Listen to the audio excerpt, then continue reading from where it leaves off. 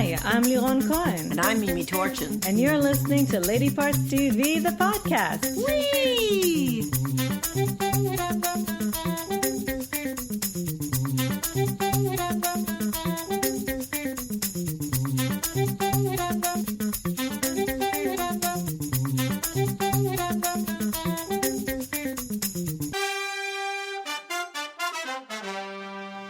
Hi, everybody, and happy fall. Happy fall, Mimi. Happy fall, Liron, and happy Shana Tova. Shana Tova. Shana Tova to for you, for the Jewish members of our and our audience Jewish and allies. For each other. Yeah, the Jewish allies, right? But it is fall. Boy, it is. It's you know how gorgeous. we know that it's fall? When our DVR is starting to cry out for help. Exactly, and I'm actually wearing short sleeves instead of a not. tank top. Oh, yeah, instead of a tank top. That's your version of cold. Yeah. Anyway, our stats are, unfortunately, having all the shows come back and all the new shows start also meant very terrible stats for us. Yes, and it's wonderful. And it's terrible. Yes. Because, oh my God. We tallied 20 primetime shows, out of which only 6 were written or co-written by women, which is 30%, and only 5, which is 25%, were directed by a woman. Lousy stats. I hope that this is not going to continue like this, because we had some of our favorite shows that we watched that were all men that ruin our stats. It's a good thing I watched one of the shows that I watched without you, The Terror, because it had a woman writer. Yeah. Anyway, we are going to talk to you about some of these new shows that we watched this past week. We're going to also at the end of this episode, going to talk to you about the Emmys and what we thought about them. But first, we have to tell you about a few new things to look out for. And the first is a new series that's called Unspeakable. It is an 8-episode miniseries, and it already premiered in Canada on CBC at the beginning of September, I believe, and it's also premiering on Sundance Now, which, full disclosure, is Sundance streaming service. It costs $6.99 a month, or if you do an annual membership, it comes down to $4.99 a month. So, again, we have the responsibility of telling you what's out there, and you decide for yourself which streaming service you want to get.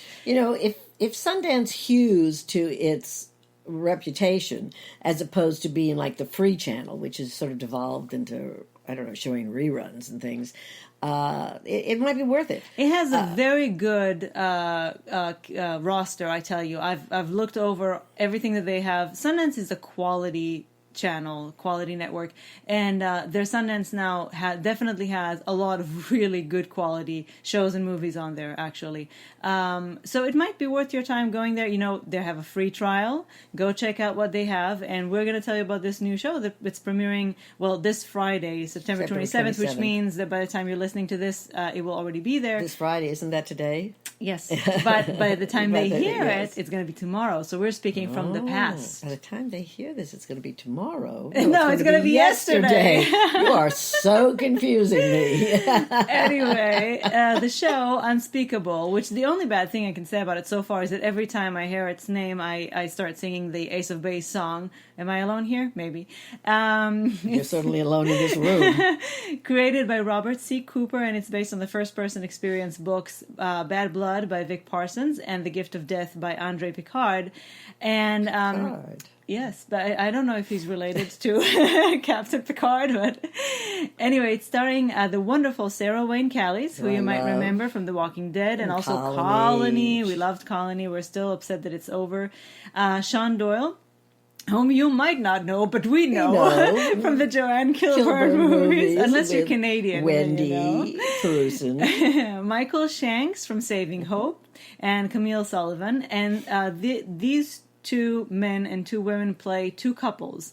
The story is about the true story based on the Canadian blood crisis of 1980s, when AIDS was on the rise. Yes. AIDS was on the rise, and hemophiliacs who are using blood products. These 2 parents, 2 couples, started getting worried about their sons using blood products that might be tainted, even though the Canadian authorities and the blood system system kept insisting, we know this story, right? It's the age-old story. They didn't want to create a panic. They didn't want, There was only one case of AIDS in the entire country. In Canada, even though, as one of the Yes. characters said, it's not like the AIDS comes to the border and there's a wall and it can't cross over. It has to swim past a river. So this was very devastating to the community of hemophiliacs, and it's a very, very good show. I actually saw a review out there that didn't like the pacing, didn't like this actually We was were a riveted. It is a little slow in the beginning, but it's a very kind of a Sundance feel of slow. It's not, again, full disclosure. It is. I felt pretty slow and talky. It's got a lot of information, but it was fascinating. And don't forget, we only saw the first one, and you need the information. There's a lot of science information. The longer it went on, the more compelling it became, and I'm sure it's going to be a riveting series. Well, and it's also, even though it's based, somewhat on science, this is the story of two families, and actually a third family of a single woman and her child, who was a friend of one of these couple's son, and the devastating story they had. So it's actually very emotional at the same time, and I personally was fascinated. Yeah, I loved it too. It was a good first episode. I'm looking forward to watching the rest of it. It's called Unspeakable. Again, it's on Sundance now, starting today. So go. And if you're in Canada, or in your case, tomorrow, right? And yesterday. And if you're in Canada, you can go actually on the CBC website. I believe you can stream the episodes that you've missed and catch up. You could even probably binge, right? Yep. Okay, now I'm excited about this. The new season of Goliath, season 3, 8 episodes, premiering on Amazon Prime Friday, October 4th, which is actually in the future. It is in the future. Wow. For all of us. Goliath was, for me, a surprise a show that I just absolutely adored, because I'm not a huge Billy Bob Thornton fan, but there's something very vulnerable. But there is, and he's very, very good. And I'll just give you, it's Billy Bob Thornton and Nina Arianda, who steals every scene she's in. I was not a fan of Nina's either, and I just fell in love with her. We weren't fans of hers because all we knew is her on Broadway, and we didn't like her. We had seen her. I know I had seen her in a film or something, and I still. But anyway, mostly we saw her in a show that we really hated on Broadway. Tanya Raymond. We had not known before, no, and we love her. Oh my God, she plays Brittany, sort of his Girl Friday ex-hooker, or maybe she's still. Who knows? Anyway, so. Diana Hopper, who plays his daughter, Ana de la Reguera, Marisol, whom we love. She joined in season 2. Yes, and she sort of went over to the dark side, didn't she? She didn't go over. She came from there. She just was disguised. She's wonderful. And Julie Brister, who plays Marva, his secretary, and. There again, Liron had said earlier, yes, the main character is a man, but he is surrounded by women, and the women they steal every scene they're in.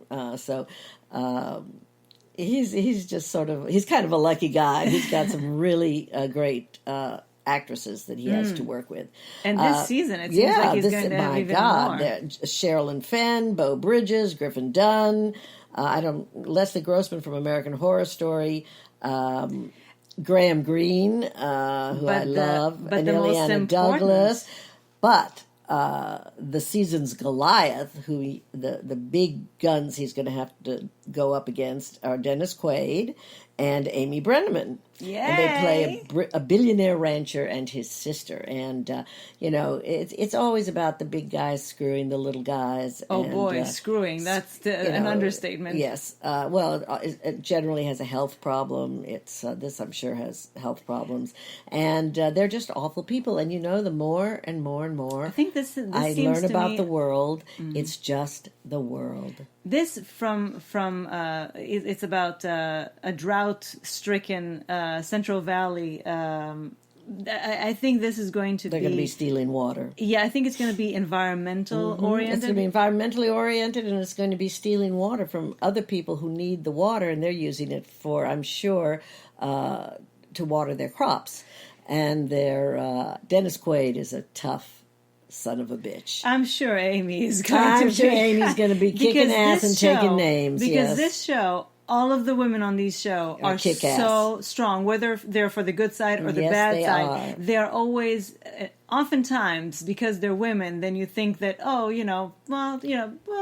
maybe we shouldn't worry about them that much. But then they turn out to be even stronger David than E. Kelly knows how to write powerful women. Yes, and this is David E. Kelly and Jonathan Shapiro, created by, and I just want to give you a little warning, because the second season especially had some really tough to watch elements. Violent. Very violent and very perverse at times. Yeah. Now that wasn't the case in season 1, even though it was still violent. It is a violent. It's about money and power. It's violent. It's definitely violent. But last season there were things that kind of made me nauseous. But it was so good that it was worth getting through it.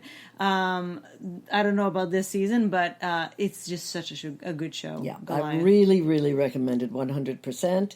Anyway, again, 8 episodes, premiering on Amazon Prime, Friday, October 4th. And if you haven't watched season 1 and 2, go back. Go back and catch up. You will not regret it. It's a great show. Now, in a completely different, just, put yourself back in the past, many years in the past. And should we bury the lead or just say it right out front? Helen Mirren. Okay. Now Helen we've got Mirren your attention. as now we've got your attention. Catherine the Great. So I think Helen Mirren the Great as Catherine the Great. It's a 4-episode miniseries premiering October the 3rd on HBO. And it's a partnership between HBO and Sky. And it's interesting. HBO's been doing a lot of these partnerships, and I like them. I do too. I like that very much. And it was written by Nigel Williams and directed by Philip Martin. Oh my goodness, is this going to be all 4 episodes? So we'll have very bad stats from Catherine but we'll the Great. Have Helen. And it's starring, of course, the Helen Mirren the Great, Jason Clarke as Grigory Potemkin, a name you will know from an early, very famous film, but not based on the same character. Really? Oh, yes, famous Russian film. Although, nevertheless, anyway, Gina McKee, who I have loved in everything she's ever done, Rory Kinnear, who plays her political mentor, Richard Roxburgh. I guess that's about it. That's all you need to know. There are other people. These are the main. These are the people we know. So we're mentioning the people. Well, and also we know. these are the close circle for Catherine. Gina McKee plays her confidant, and Richard Roxburgh plays a nobleman who fathered her son and was virtually her co-ruler for a while. A co-ruler for a while, but it's Catherine the Great, so she doesn't share her throne with anyone. So except this is an interesting take on her story, because it's about the end of her reign and this love affair that she had with Jason Clarke's Grigory Potemkin, and the kind of their partnership and how they ruled the country. I think he's a Russian nobleman, but he's also a soldier or a military leader. Anyway, of course, it will be something I think that we will all enjoy. It's sumptuous to look at. Yes. Oh my God, it's Russia kind of a feast for in the all eyes. of its and Helen 18th century glory. I'll tell you. And Helen. And Helen. I just have to go back to Helen. I mean, boy, did they get the Catherine. I mean, the Great. no, there are other people that they could have had who definitely are glorious. But Helen. But why do we even need to think about anyone else? We have don't. Helen Mirren. She was the country's longest ruling female leader from 1762 until 1796.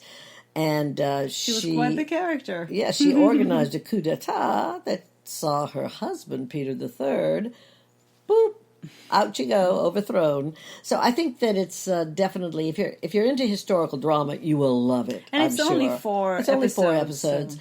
And if you're into Helen Mirren and not into historical drama, watch it anyway. Yeah. So Catherine the Great premieres on HBO October 3rd, and Helen Mirren. Have we mentioned that? Okay, now we want to quickly give you a few of our very brief impressions of a few of the shows that we've previewed for you before the fall season started. But now that we've watched the first episode, yes, this is only a first episode impression. Only for a first episode, and only of the 4 new shows that we managed to watch this. What I have found is, if I like the first episode, I generally like the series. Yes. Sometimes, if I don't like the first episode, you'll still I like still it. Like the but you need series. to give it a chance. But in this case, all 4 shows, and there's a reason that we watched these first, because Yes. these were the shows that we thought we would like. And they are All Rise, which we loved. Loved it. With the exception of Yeah. that we didn't like that it had kind of a Shonda-esque sense to it. Yeah, It kind they of like the talk Shonda really, really, really fast. and not like real humans do. No. But they behave like real humans mostly. They're much better in that sense than Shonda's stuff is. We loved Simone Missick, the lead, Yes. and Ruthie Ann Miles, her Ruthie Ann sidekick. Miles. I'm so happy to see her. Yeah. And she plays an adorable character. Very funny. Very funny. Yeah. And I love that it's all about, again, correcting the justice system, especially it has a lot of people of color in it because, as we know, the system is very biased. Yes. And we give it a thumbs up. yeah, I think she's going to be a crusader. She's a new judge. And this was the pilot, so I'm hoping that once the show settles in into itself, it will be more less Shonda-like. Bluff City Law, I enjoyed much more than I thought I would. It was excellent. It actually was very intelligent and much edgier than I expected.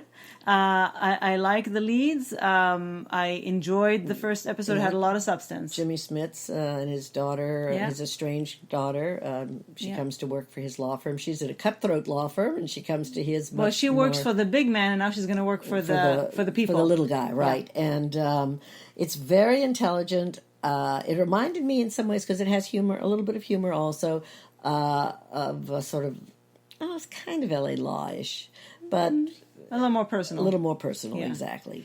Emergence was, we knew we were going to love it, but we loved it even more.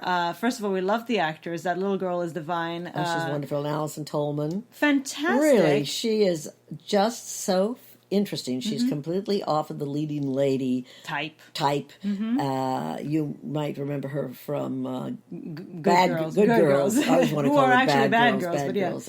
And she was really a pain in the ass. Yeah. But she has a lot of humor in this. She injects us with a lot of humor. Clancy Brown plays her father. It's and I think it's a good a good balance so far, anyway, between the mystery and the family. There's a lot of a sense of family and emotion, but at the same time, there's a lot of mystery, and we really at this point don't know supernatural and conspiracy or both. Or I believe it's just in that juncture. Yeah, I have a feeling that it's some experiment gone wrong. Experiment gone terribly wrong, and.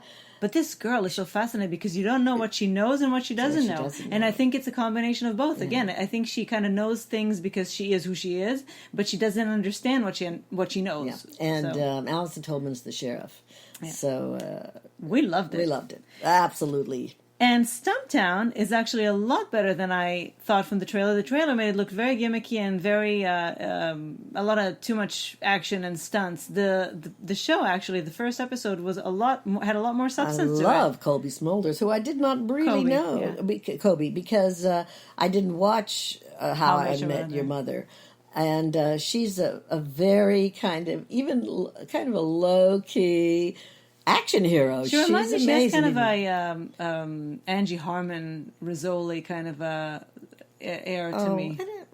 I don't find her to be that, but she's a veteran of the Iraq War. Yeah. And she's got skills. She's got some mad skills from that and some problems. Yep, and a lot of sarcasm. Yeah, it's an interesting cast. But anyway, I think you're going to really like it. Yeah. It's a lot better than the trailer. Yeah, and the matriarch of the Native American I like her. Community there who runs the casino. She is fantastic, very powerful. I really enjoyed it. Yeah. So we have many shows that are waiting for us on the DVR. Don't you worry, we'll come back to you with them next week. And finally, we have to give you our 2 or 5 or 10 cents on the Emmys that we just saw last Sunday. And what did you think? Well, this is a mixed review because we were very, very, very happy about most of the winners, and we hated the show.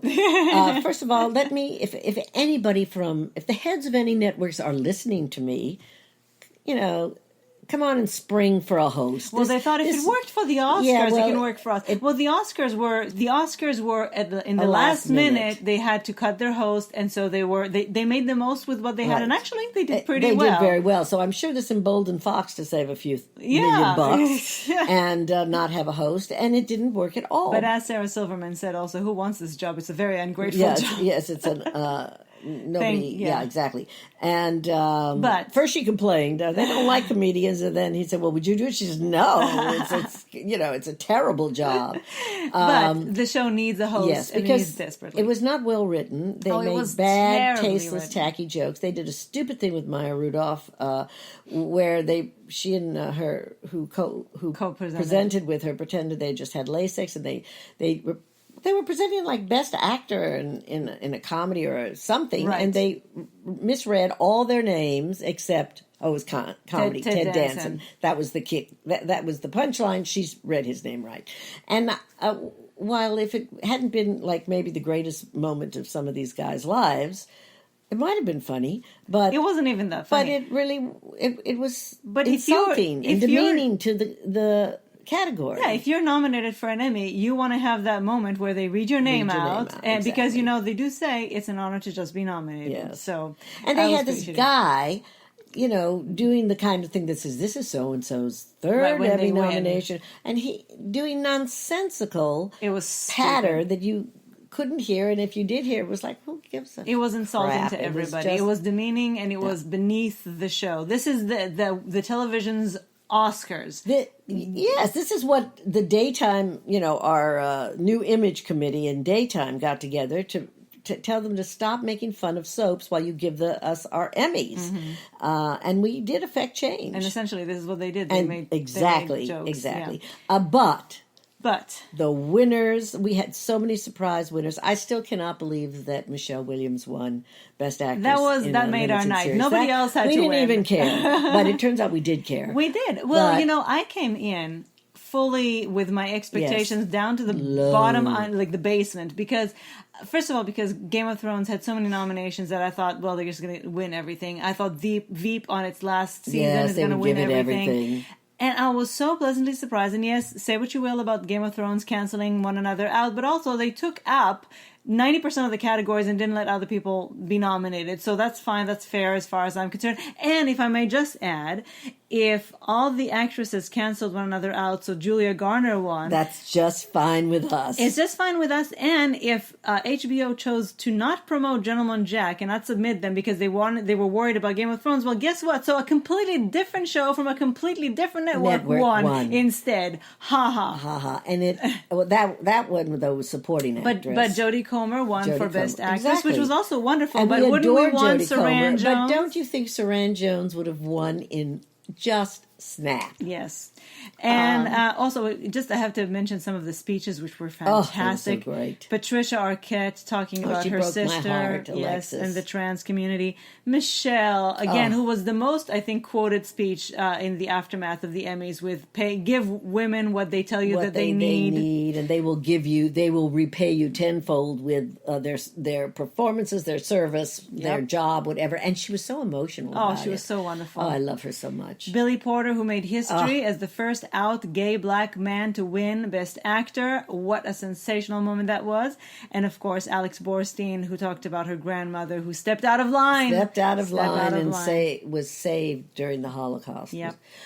Step out of line, ladies. Step out of line, if I just may echo her sentiments, yes. Another wonderful award that made us scream with joy was Jarrell Jerome, who won for When They See Us, which was when we were watching that. We said he had to win this, and I'm so happy he did. It was really a night of surprisingly fantastic wins and a lot of satisfying moments. I am very proud of the Academy voters. Yes. They really tossed off the old ways. Except for a few. Except for, Well, excuse Game me. of Thrones. I am all for Game of Thrones. They have won so many I just have to say that even though it was an unsatisfying finale, it was still a great great season they have of won. amazing When accomplishment. you compare the last season to the previous seasons, it's not its best season by any measure. No. And as you say, it's their job to make a good show. Yeah, but were they the best? Yes, Nah. they are always the best. No. Anyway, at least from now Peter on, Dinklage, they won't by be the way, there. is not my favorite. I would have. There were men in that category I would have preferred. We're happy about some of the Chernobyl wins. Oh, yes. And it really, most of the wins we were fully behind. Yeah. Which was almost None of the actors for unprecedented. Chernobyl won, but they won a lot of the creative awards and the writing. And first You of know all, what I think they it's should so do? there were so many shows of high quality to I choose just think from. from now on, I would really love it if they put all those reality categories, which we really Yes, just do sleep that through. do that in and the creative bring the Emmys. guests, Exactly. Bring the best guest actors to this version, which it should be. Yes, but you know why they do it. Because otherwise nobody will would watch or nobody care watches them about anyway, the creative though. Emmys. Even without, with the guests, we just missed they one need of a our little favorite glamour categories. of actors. And Yeah. so that's what they chose, and it's always some of my favorite I actors. But know. at least they give them the minute to come out and present an award. Michelle Williams. How Michelle. happy are we? We are so We're happy. thrilled. I'm sure Gwen Verdon is somewhere smiling Yes. down too. Yes. Anyway. We're going on and on because that's what we do. Our huzzas and our hurrahs and a few of our, Yes. you know. If you have opinions you'd like to share with us, you know how to do it, ladypartstv@gmail.com. Otherwise, we are not only in the middle of the height of fall television tonight we have to watch Transparent and The Politician. We don't have to. We No. choose to.